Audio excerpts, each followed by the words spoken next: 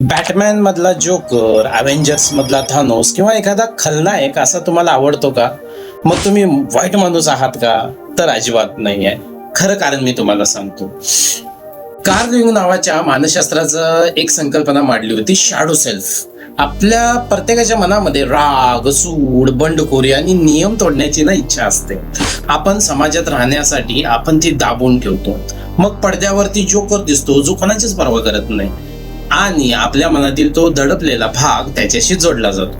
थानोसचं उदाहरण घेऊया. त्याची पद्धत चुकीची होती की 50% माणसं संपवून टाकायची. त्याने चुटकी वाजवली, 50% पृथ्वी खाली झाली. त्याचं तर्कशास्त्र अनेकांना विचार करायला भाग पाडतं, बरोबर ना? आणि त्या 5 वर्षात काही भांडणं झालेली नाहीत. एकदा अव्हेंजर्स वाचून पहा. म्हणून लोक त्याच्या विचारांशी कनेक्ट होतात. आणखीन एक कारण म्हणजे सहानुभूती. जेव्हा आपण एखाद्या पात्राचं दुःख, अपमान किंवा अन्याय पाहतो तेव्हा आपण त्याच्या गुन्ह्यापेक्षा त्याच्या जखमा जास्त पाहायला शिकतो. आणि सगळ्यात महत्वाचं की चित्रपट एक सुरक्षित जागा आहे की ज्या गोष्टी वास्तवात धोकादायक वाटतात त्याच गोष्टी आपल्याला तिथे पडद्यावरती रोमांचक वाटत असतात.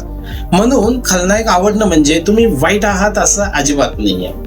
ते फक्त एवढंच दाखवतं की मानवी मन जे आहे ते काळ किंवा पांढरा असं अजिबात नसतं. ते अनेक छटांनी बनलेलं असतं. एक सायकोलॉजिकल गोष्ट याच्यामध्ये मला ऍड करायला आवडेल.